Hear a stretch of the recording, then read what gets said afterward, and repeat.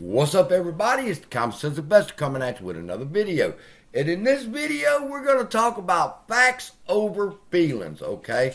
What I'm going to need you to do is be like on a jury, all right? You've been called to jury duty. This is it.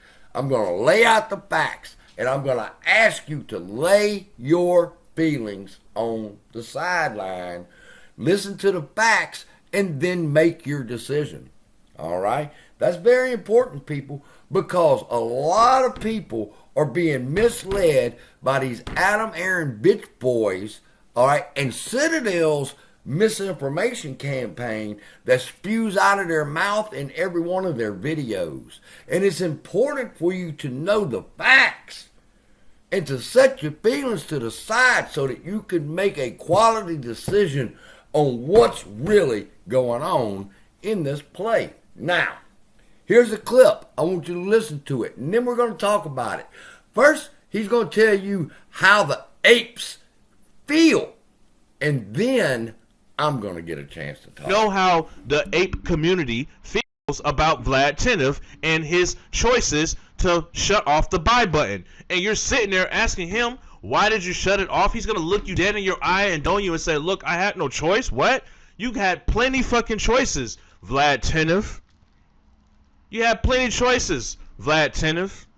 Now, before I get into the facts of the case, let me say again that what just left his mouth and the mouth of the other YouTubers who pushed that garbage, that is a Citadel misinformation campaign against the apes. Misinformation campaign, people. It's been going on since they took the buy button. I've got the evidence right here, and you know that if I tell you I can bring the receipts, then motherfucker, I got the receipts to prove what I'm saying. So let me read to you verbatim what Vlad Tenev testified to. Then I'm going to tell you what Gabe Plotkin said, and then I'll tell you what King Griffin said. And then you tell me who says Robinhood is against retail investors, okay? So let's begin. Mr. Representative Blaine Lukemeyer from Missouri, all right? He says, Mr. Tenev, you made a comment in your testimony about settling this in real time. If we had the electronic ability to do this, referring to T0, same settlement day, I think that would probably help the situation that occurred. But what other problems occur when you do this in real?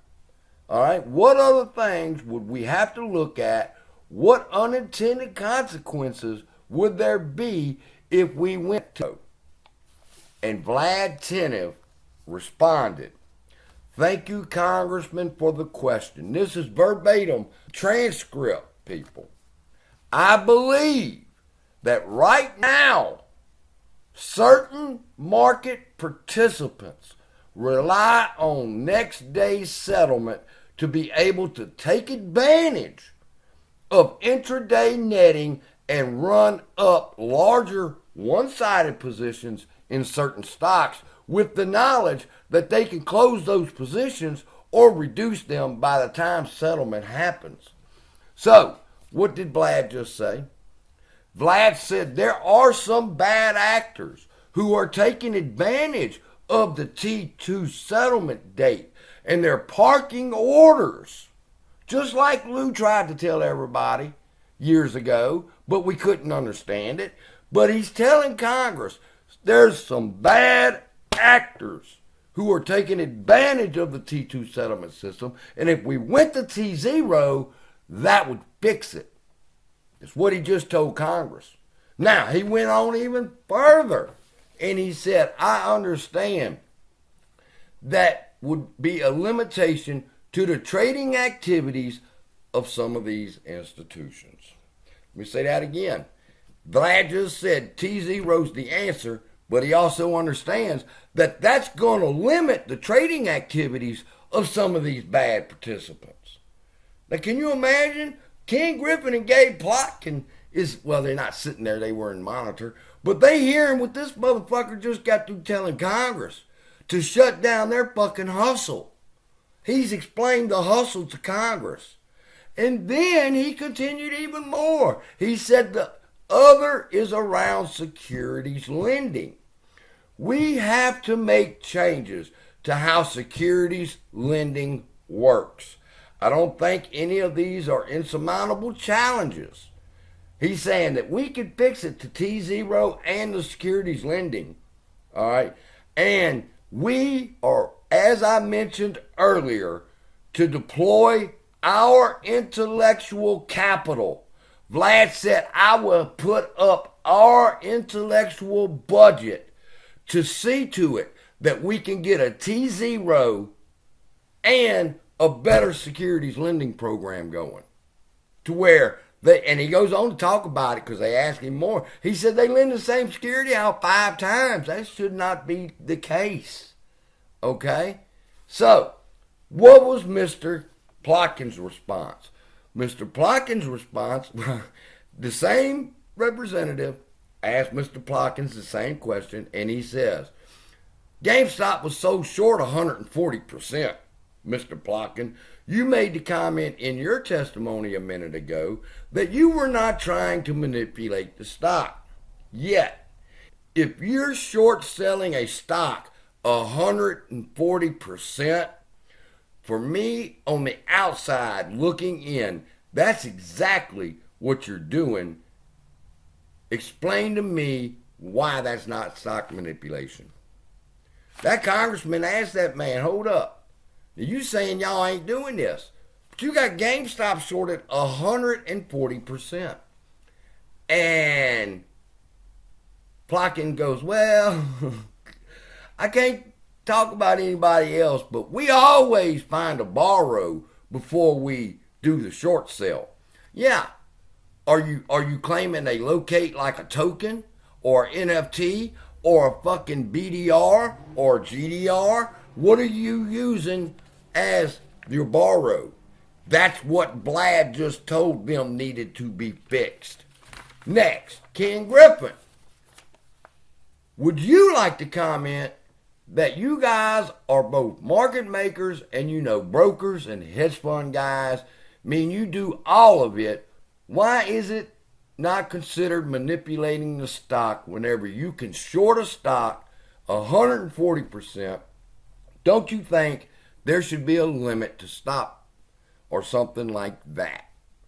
Ken Griffin's response: GameStop was exceptional, and I'm not sure whether it's worth delving into the legislative corrections for a very unique situation such as GameStop. The practice of naked shorting was largely curtailed by the SEC mandate years ago. Ken Griffin said, look, what happened with GameStop, that's an exception to the rule. SEC's already made policies, but you don't follow them, you motherfucker. They ain't no use of having a law if you ain't gonna follow it.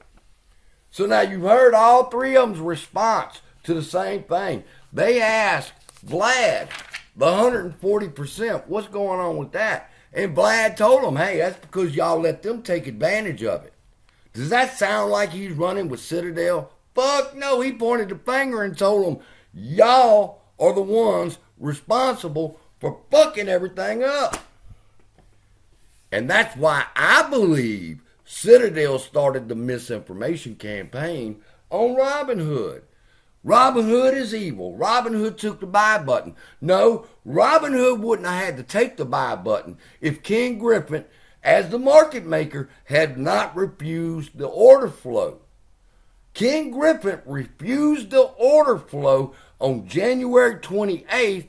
Vlad got the phone call saying, you owe $3 billion, motherfucker. And he said, we don't have that much money. Well, what are you going to do? Well, the first thing you're going to do is what? Quit selling this shit. Because we got all of these orders that have to be processed first because Citadel won't take the order flow. So until we get rid of these orders, I can't take any more. Shut off the fucking buy button. That's how it's supposed to be. People get mad when they holler, oh, you took the buy button. But then your next video, you holler, look at them, they're selling synthetic shares. When they turn the buy button off, you get fucked up when they quit selling synthetic shares. So, Robinhood, and let me tell you something else real quick, close this out. There was the misinformation campaign was to switch from Robinhood, which was a payment for order flow. They receive about $21 million for their order flow, blah, blah, blah. And everybody was supposed to switch and run over there to Fidelity. Only one problem there.